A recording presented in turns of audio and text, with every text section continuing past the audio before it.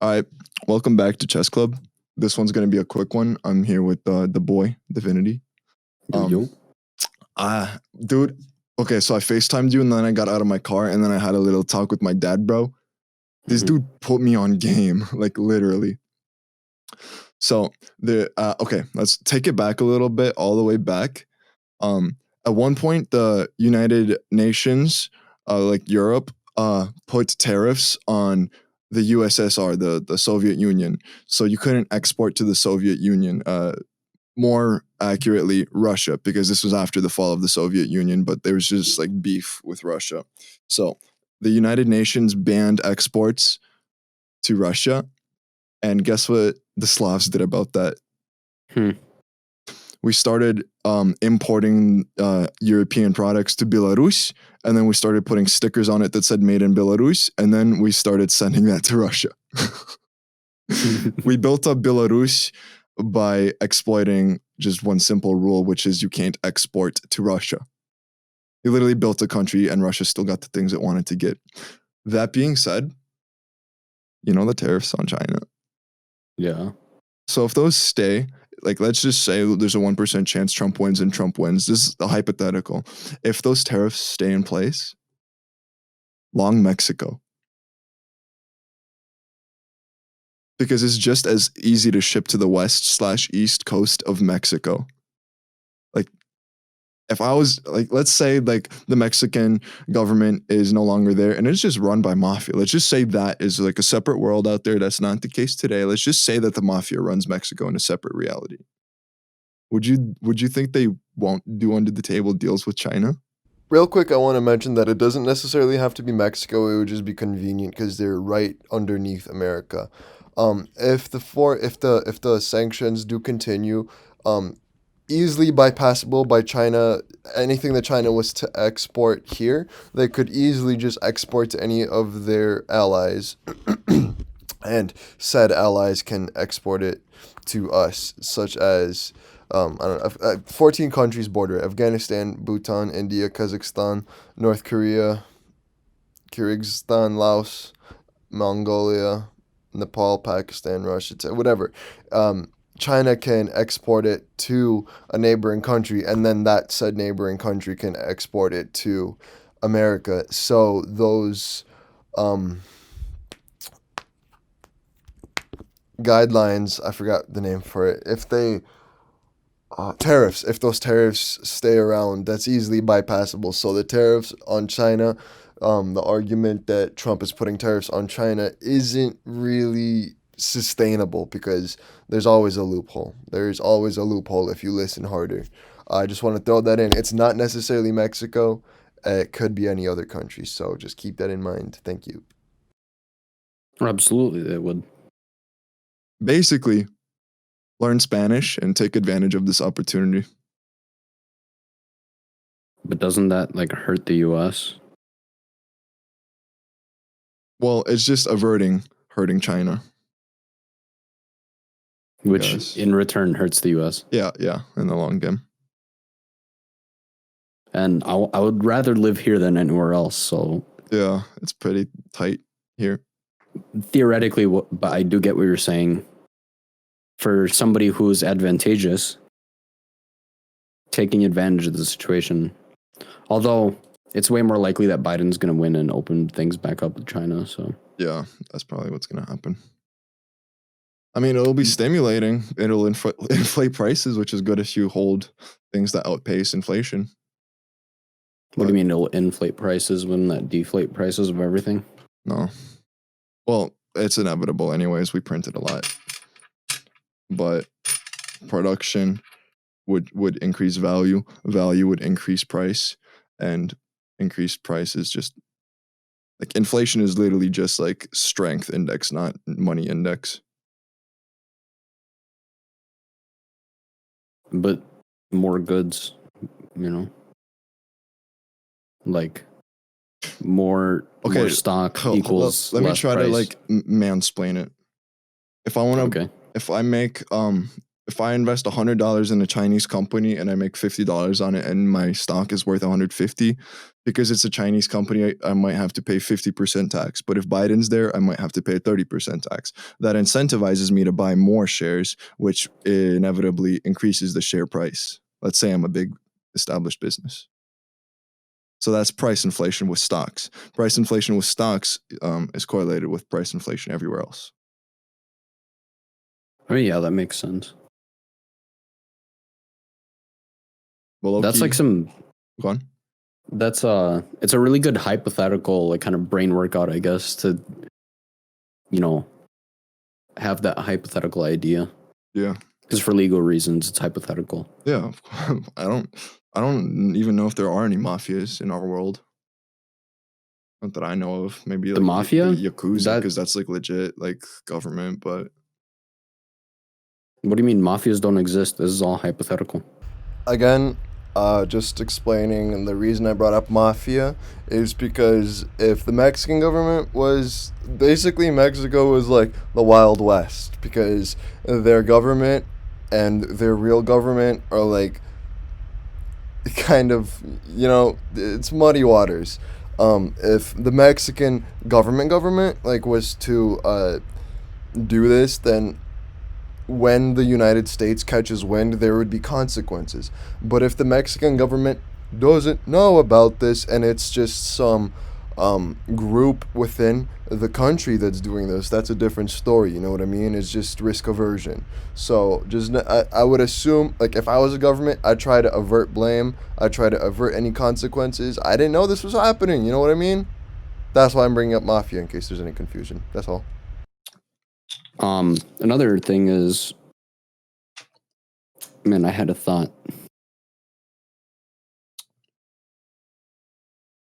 Give me a second here. Thanksgiving was yesterday. We're still on that food coma. Yeah. You can carry on. Come back to me. Okay. So I have some notes. Real quick, just want to make some more prophecies. In 10 years, all your favorite content producers are going to be red. Like conservative. What's my reasoning for this? Because the Great Reset just happened. If you haven't seen, I'll attach this in the description, and if I don't, then you can unfollow me. But if I do, go look at the video. I'm gonna put it in the description of this episode. There's this video of Trudeau, the Prime Minister of Canada, talking about how everything going on right now sets us up for an opportunity to have a global, keyword global, reset, where we start following a different path. You know the video I'm talking about? I sent that to you.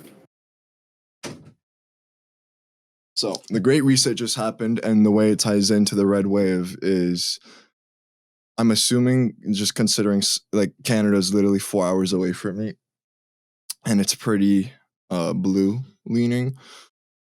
Okay, so who are cool right now? All the people that are unique, that stand out. And who stands out right now? Who gets the biggest microphone, the biggest megaphone? People that are cheering for the establishment and are calling it not the establishment. So previously, the establishment has been, since America started, actually, the establishment has been Democratic, because they're the ones that didn't want to free the slaves. They're the ones who have been calling it the fund to improve minority lives, but instead pocketing that fund. So basically, left is establishment. So if all of the popular people are anti-establishment and more people are waking up and figuring out that the left is establishment, then wouldn't that make sense as to how someone that's right-leaning would grow in popularity, because they're talking against the machine? Yeah. Just a theory, but... Well, here's the thing. Even a lot of people on the left voted for Trump this year because of riots and all that stuff, and we've talked about that before. The mass voter flip. So you know what else I could see happening? Um, so let's say that the conservatives are the establishment. Let's say that like that lie keeps on evolving. I feel like the new punk thing will be being part of the establishment. The new punk will be owning a business. I don't know, man. With socialism being as popular as it is, No, actually, I think I like this idea. I think I'm gonna follow this rabbit hole. Think about it. Who are the cool people of our generation? Rock stars and drug dealers. I would disagree severely. Well, that's because you're smart. Cool doesn't Uh, mean the same thing to you as it means to the general people of our. uh, generally, I think what people see as Find me cool someone is that's rappers. yeah, rock stars. I would not consider a lot of rappers rock stars. Anyways, rappers and just anybody who's in general, just filthy rich. Well, I disagree with you there because people that are filthy rich get attacked by people that are filthy poor, and most of Yeah, our because they generation want to be is. filthy rich, and they're just mad that they didn't think of Well, ideas. you don't hear anybody on our generation except smart people who like this on Travis Scott. Yeah, I just feel okay. So they removed the paper dollar, so all you have to work with is cryptocurrency, which is traceable, literally. Um, well, it's not traceable all the way, but like for the majority of people, it's traceable. And if there's no cash, there's no drug dealers. And if there's no drug dealers, who are going to be the people driving around nice cars? Business owners. yeah. So if business owners are setting the standard for what cool is, then business owners are usually conservative, I would Hear say. me out though. Most drug dealers will teach their, let's call them constituents, the buyers, Yeah. how to use untraceable Bitcoin. Yeah. Anybody who's already a drug dealer already knows how to use Bitcoin. Let's be real. Yeah, that's the literal facts, bro. Like, So you saying that Bitcoin is traceable and so people won't be able to buy drugs from drug dealers, that's false, dude. That's so far from anything close. In my opinion, what could happen? I don't personally know any drug dealers, but like from what I read on, from what I hear on Reddit, other people's drug dealers won't even take cash, but they'll take Bitcoin. I mean, Really? I said that wrong. They won't take Venmo, but they'll take Bitcoin. Well, yeah, taking Venmo as a drug dealer sounds kind of dumb. Yeah, paper trail. Or Cash App, whatever. Yeah, there's like a literal trail. But there's a trail for Bitcoin. If you're using one of those like wallets and not just a straight up, you know. You gotta honestly, if you're not buying your Bitcoin with gift cards or cash, then you can be traced. To an extent, yeah. There's also a way to clean your Bitcoin. Launder Bitcoin. Yep. Yeah. Tumble. Hmm? Tumble your Bitcoin. You know, Hypothetically. yeah. I We're mean, not like, telling anyone to hide money trails from the government. That's wrong. yeah, pay your taxes. Oh. Pay your taxes as if that's not theft. What? I didn't say anything. Um, bro, do you want to get on taxes for a second? I want to vent a little bit. Okay, vent. So, under Donald Trump's tax plan, I went from, paying 35% income tax as a single 16-year-old still living with parents. 35%, that's a lot, you know? Down to now I'm paying just about 16, I think, like average. Sometimes it's a little more because, a little more overtime, whatever. There's a website, I'll send you the link to it later, but you can see what your taxes are going to be like under Joe Biden's tax plan. And mine go from 16 to 40%. You know what Russians are doing? And keep in mind, I'm making, under $100,000 a year. And everyone's saying, "Oh, the tax increases won't affect you unless you make under $400,000 a year." Well, You okay, know? that's just straight up stupid, actually. Like That's even but that's literally the agenda that everyone is pushing, and everyone's just believing it and taking it up the bum. dear Joe when- Biden fans, this is why you're wrong. If you raise the price, okay, if the government starts taxing your landlord more, what happens to your rent price so they can fill those taxes? Your rent goes up. Your rent goes up because you voted that you don't want to pay taxes. You see, the rich people invented the taxes. Why would they ever pay them? Another side note, I know you didn't vote to pay less taxes. You voted to tax the rich more, but like that just sort of doesn't work unless we rewrite the tax code, because personally, I can get taxed, like let's say I make $1 million and I get taxed like 45 or 50%, whatever, like the above 400K. That's my income getting taxed. But if my business makes that money and I never see a penny of it, then I don't have to pay that tax. And businesses don't get taxed, people get taxed. It's like a business is a safe haven for your money. That's what rich people teach you. Or you say, you know what? $15 minimum wage, US statewide. So now your average McDonald's employee that's going from 11 to $15 an hour. There's 3 options really that McDonald's can take.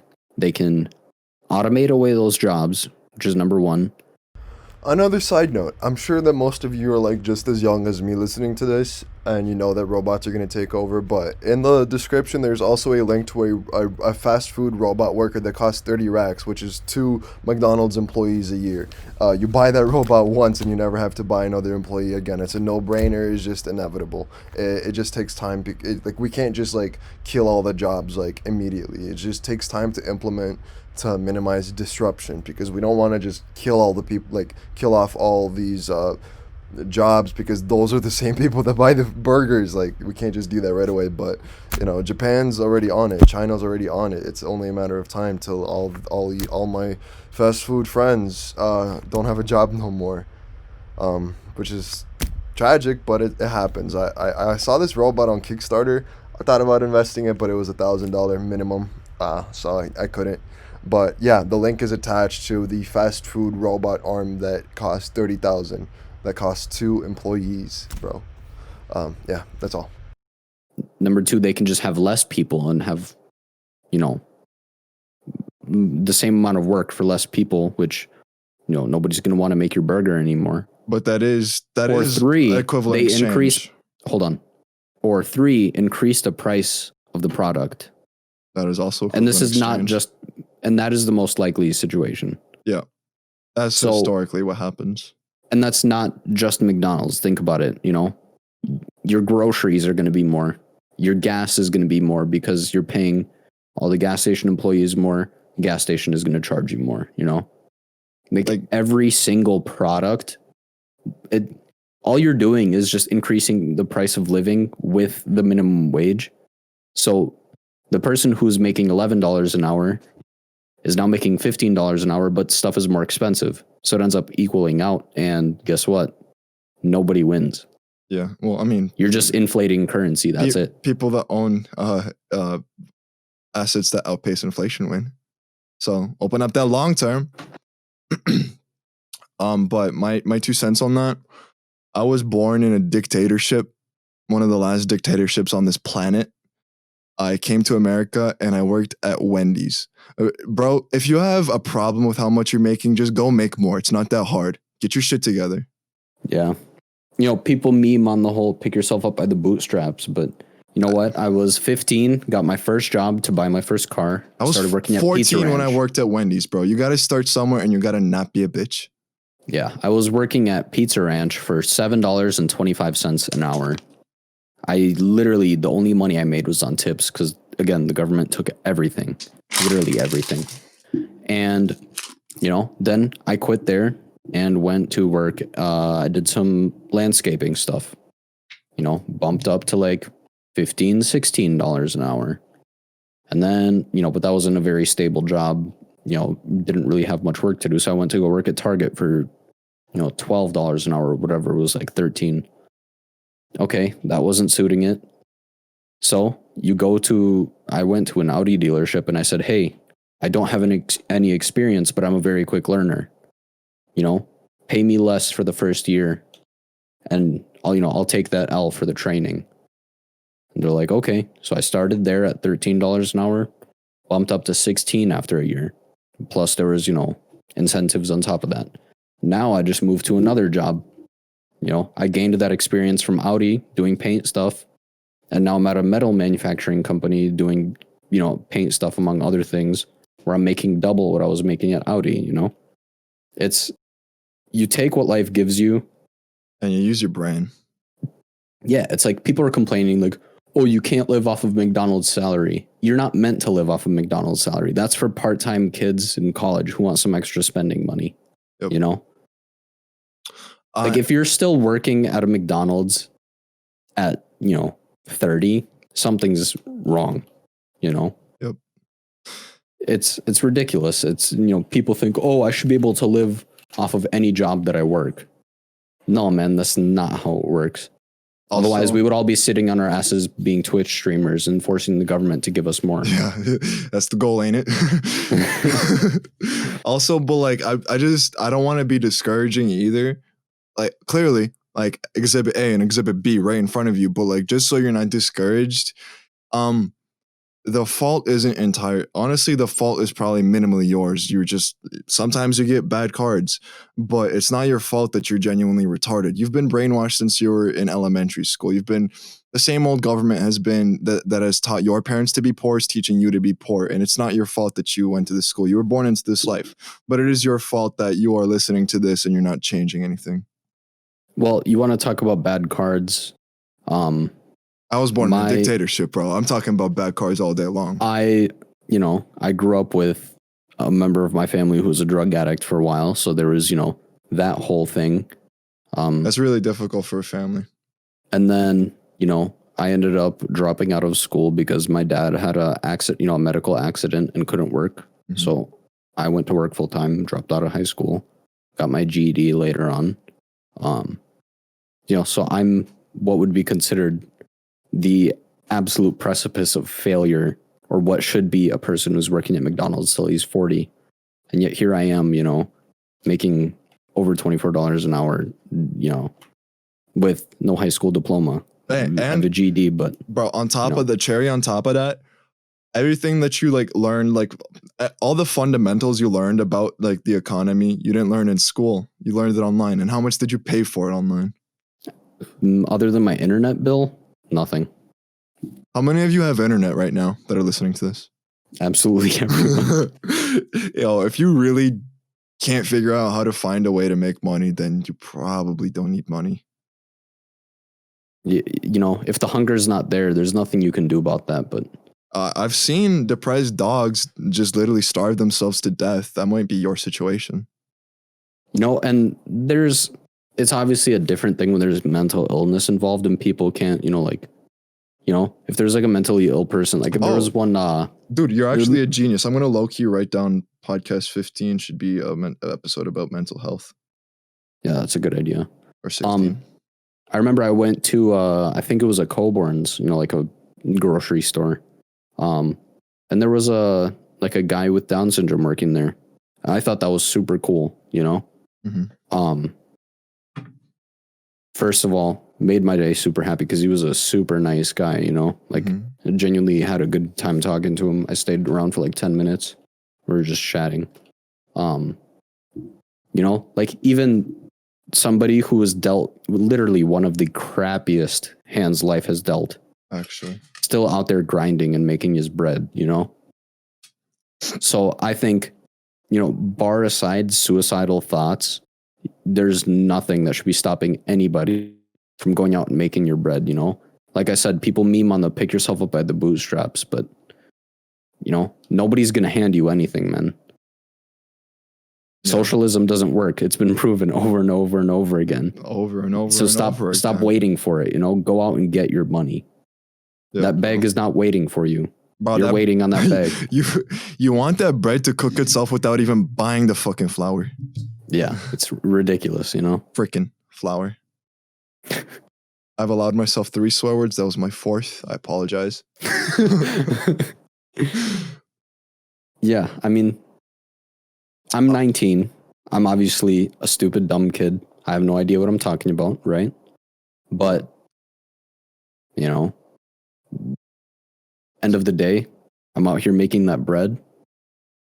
And, you know, I was dealt a pretty crappy hand, but I don't let that stop me. You know, you don't dwell on it. You take it like a man or a woman, you know, women are strong too. We're not sexist here. You know, you just take it and you go do what you got to do, you know? It's so sad to see, like, there was a guy begging on the corner with his kids and his wife. That's, if I see that, then. And that's like, that actually pisses me off Yeah. because, like, you know what, dude? Go to any construction company. Literally any construction company I've ever And- worked at will hire you just because of the situation you're in. They don't care if you're good. Yeah, They will make you good. They'll take you and they'll mold you into a man because, you know, if you're a man and you're not providing your family, bar aside disability, you know, that's shameful, man. Like, I'm not saying that a man should be the sole provider of a household. You know, that's up for every person to decide. But, you know, if you are getting to the point where your family is begging for food, money for food, you know, you got some issues you got to sort out. You know, that's, if you can let yourself get to that point, you shouldn't be Also, having kids. this is how Democrats want to flip that situation. See, the Democrats say that, well, I don't want to say the Democrats say, because Democrats, the heart is virtuous. They want everybody to do well, but the practice is very, very evil, because the way a Democrat would say that situation is fixable is with forced virtue, which you can't do, otherwise known as a social credit score. Yeah. As in, force everybody to be the church that helps you. Yeah. I was We should have another episode on the social credit score. No, who should be taking care of homeless people, because I actually have a lot of I think strife is the right word with specifically Russian community and how they deal with, you know, drug addicts, alcoholics, Bro, homeless people in general. everybody listen up. I'm gonna teach you how to deal with the homeless person if they staring at you while you parked at a stoplight, bro. You roll down your window. You go like, "Hey, bro, you see that Cub Foods right there? You're telling me that doesn't have $15 bouquet of flowers and a Sharpie? You can't make a sign that says $5 per flower. Stand outside with the bouquet of flowers and have dudes pay you $5 a flower, make your money back within 30 minutes. You're saying you can't do that? You're just dumb, bro. You're dumb." No, don't say that. That's Nah. I'm sorry, but like, situationally, obviously, like, you are dealt bad hands sometimes. But I don't know, bro. I just feel like begging isn't hustling. no, absolutely agreed. However, I personally very firmly believe that we should help the homeless, and that should be a thing that not the government handles, but churches and synagogues and mosques, everybody all together, all religions. The homeless problem is the way to. My belief is it needs a church reform, not a government reform. Amen. 100%. Hallelujah. God is good. And another thing, obviously, the whole thing that created the whole homeless situation, and obviously we'll have a episode about this, talk about it in depth, but the government created the homelessness problem when they closed out all the asylums. Yeah. Well, the homelessness problem is in turn, I guess, a mental health problem. So I'll just add that to the episode 16. Yeah, I mean, it is a mental health problem. So that is one part that the government can help with, is, you know, opening back up funding for something that they just stripped away for absolutely no reason. That's one way I could see that the government helped. But, you know, simply saying, oh, you know, you can't discriminate anybody whatsoever when you're hiring. If they apply, you have to give them the job and $15 an hour minimum. No, that's ridiculous, man. Yeah. As a quote unquote business owner myself, dude. As a quote unquote minimum wage employee, bro. Former, but yeah. Like even Like, when I dude, was, well, dude, I made like $10 an hour when I landscaped in 2013 when the minimum wage was $15 an hour, or 7 and 25 for people my age. I was making $10 an hour, but still that was considered minimum wage if I wasn't a minor. yeah, Even then, I knew my place in life, and I didn't care that I was making minimum wage because I knew that I literally didn't know anything. right. And like, you know, or when I worked at Target, Yo, no chance I deserved $15 an hour, dude. When you work at Target, you know, like I worked in the stock room and the freezer and stuff. And me too. and I still did not deserve $15 an hour. There's Yeah. no chance, dude. It's too easy. Yeah. It's well, literally okay, unskilled labor. $15 and like honestly, Americans are so entitled to, like, you think you deserve all this tremendous value. You think you deserve that Beamer. You think you deserve that $450,000 house, but you really don't. You haven't learned enough to be able to provide that value. You need to go out and Right. get your education, whether it's through a college or YouTube. Doesn't matter. Education ain't even it, man. It's literally just having the work ethic. But the work ethic is inevitable to your education. They go hand in hand. Let's just say that. Yo, I'm uneducated, you could say. I'm educated enough to have a work ethic. Sure, yeah, that works. But like, you know, look, my dad always taught me, you know, if you're homeless, it's your own fault, you know. Obviously, bar aside mental illness, that's a whole other issue.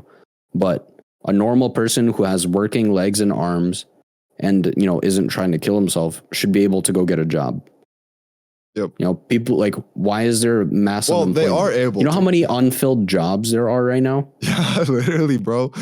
There's more jobs than there are people in the US. Yep. You know, there are more jobs in the US than there are people. Like, we literally have a human shortage. So, you know, I feel like it all starts. Well, first of all, okay, not first of all, last of all, I feel like we don't respect veterans enough, bro. No cap. Like, bro, like, think about how good this country is. Like, I'm getting hyped because I'm in America right now, bro. People died so I could be hype about being here right now, getting ready to make this money in this 10-year time. Like, I'm hype every single day because every single day I wake up and I can turn the lights on. It's warm in my house. There's a roof above my head. And I'm like, dang, bro, people died. People have died for 200 years straight so I could have this. And y'all want to pace that away, bro. You're pissing against the wind. Calm down, please. They're literally going to get your Yeezys, but yeah, man.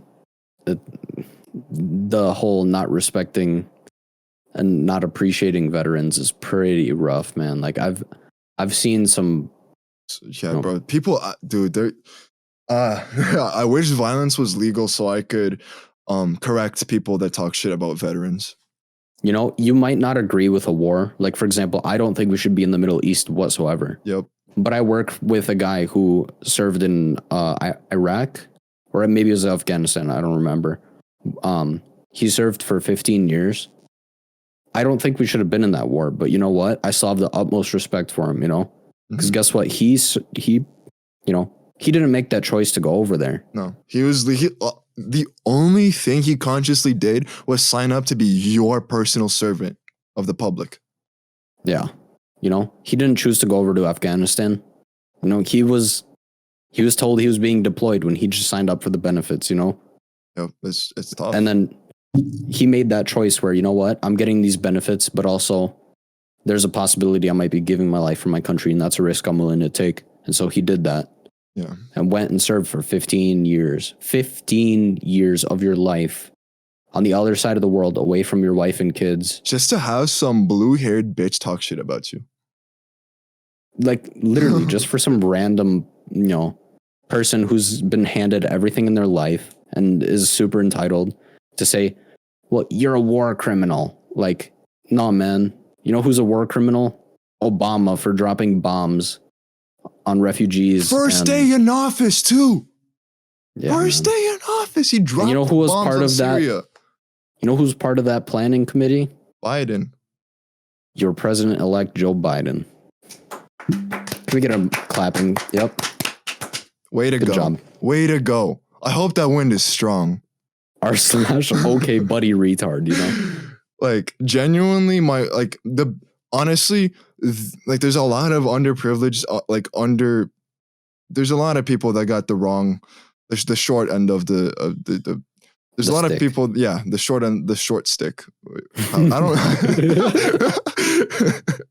No, there's a lot of people that got dogged in life, and like the biggest, like, I empathize the most with people with mental health problems, especially ones with like autism. Mm-hmm. But like that doesn't stop me from calling liberals retarded, because you literally are lacking intellect. And I feel like a genuine retarded person could probably like come up with ideas that are more abstract than a lot of people that are quote unquote normal but still choose to vote the way they do. You know, we call them retarded, or as Tim Pool would say, low information voters. Yeah, low information voters. I'm not retarded people. Low information voters. Yeah, man. Oh, what a goat. Yeah, honestly. All right. Let's hop on COD, bro. Let's wrap this up. We actually came up with some good ideas for the future too about some episodes, and we kept it short for you because we know you like it short. You can't handle it long. As always, thank you for listening, David. Thank you for joining me, bro. Thank you for providing this echo chamber for me. You're welcome. And as always, listen harder. Listen harder. Yep.